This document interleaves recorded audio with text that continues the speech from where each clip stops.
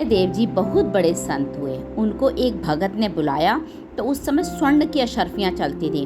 कई अशर्फियाँ उन्होंने कहा ले लीजिए महाराज। उन्होंने कहा हमें ज़रूरत ही नहीं है, क्योंकि सच्चे संतों को ऐसे धन दौलत अशर्फियों की ज़रूरत नहीं होती। अब महाराज के जिद करने पर उन्होंने श्रद्धा से उन्होंने दिया, तो उन्होंने अपने अचले में बांध ली। तो कहा चलो किसी की सेवा हो जाएगी। आगे चले, किसी की सेवा कर देंगे सोचा। 4 लोग मिले, उन्हें दंडवत किए। पहले दृष्टि में देखा, एक होता है श्रद्धा से दंडवत करता है, एक होता है प्रलोभन से दंडवत करते हैं। प्रलोभन वाली जो दंडवत होती है वो अलग ही होती है, श्रद्धा वाली अलग होती है।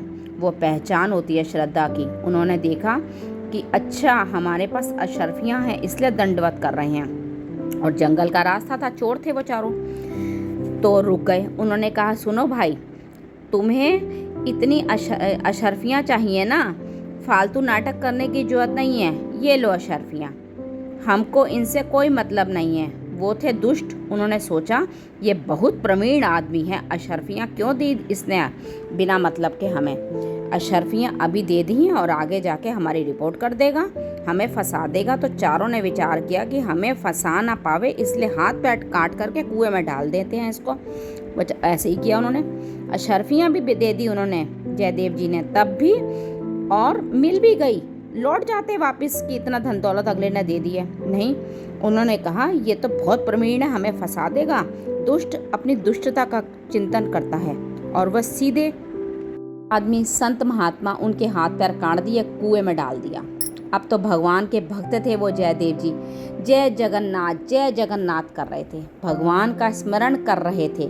एक राजा निकला वहाँ से अपने सैनिकों के साथ, तो आवाज़ सुनाई दी, तो कुएं में देखा, उनको निकाला तो हैरान हो गए। अरे जयदेव जी हैं ये। अपने राजमहल में ले गए, बड़ी औषधियों वगैरह का लेप करवाया, उनका उपचार किया।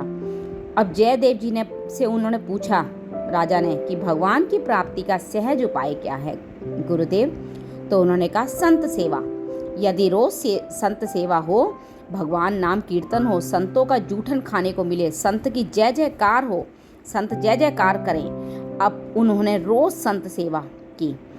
उन चारों को भी पता चला, चोरों को, वो भी संत बनकर आ गए। ठग मतलब पाखंडी टाइप के संत बन के आ गए। अब उन्हें पता नहीं था कि जयदेव जी यहाँ पर हैं। संतों के दर्शन के लिए जयदेव जी बैठते थे, बिना हाथ पैर के वो आसन पर बैठते थे, और जो संत जन आते उनको सिर झुकाकर प्रणाम करते, ऐसे दर्शन करके।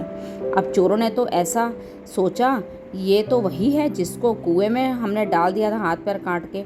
जयदेव जी ने भी देख लिया, उनको पहचान लिया। अब उन्होंने राजा को बुलाया और कहा ये हमारे कुछ खास हैं, बड़े पूज्य संत हैं, ये जितना मांगे उनको उतना दे दो। उन चारों के तो होश उड़ गए। चोरों को लगा पता नहीं हमारी क्या शिकायत कर दे राजा से, राजा क्या दंड दे हमें। राजा उनके पास गए, खवाया पियाया और कहा महाराज जितना खजाने से चाहो ले लो। ठगी थे ना, गठरी बांधी, अशर्फियाँ खूब चलने लगे। महाराज मन में सोचने लगे कि ऐसे तो मतलब गुरुदेव ने कहा है कि संत है, लेकिन संत इस तरह के नहीं होते, संतों को इतना लालच नहीं होता। लेकिन उन्होंने कहा चलो गुरुदेव कह रहे हैं तो हमें दोष दृष्टि नहीं करनी चाहिए।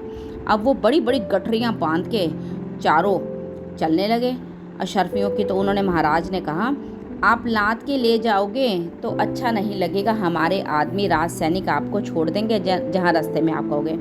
अब रास्ते में चलने लगे तो राज सैनिकों ने पूछा कि अब तक ऐसा सम्मान हमारे गुरुदेव ने किसी का नहीं कराया जैसा तुम्हारा करवाया, क्या तुमने खास हो कुछ? वो दुष्ट स्वभाव के थे। उन्होंने कहा तुम्हारे गुरुदेव जो है ना, वो बड़े पाप कर्म किए हैं, इसलिए हाथ पैर कटवा दिए गए थे। वे बिल्कुल झूठ बोल रहे थे। ज्यों ही इतना झूठ बोले त्यों ही धरती फटी, चारों समा गए उसमें, क्योंकि अब नहीं सहन होता था भगवान से। वो इतने दंड योग्य अपराधी थे, फिर भी जयदेव जी ने उनको माफ़ करके उनको सम्मान दिया।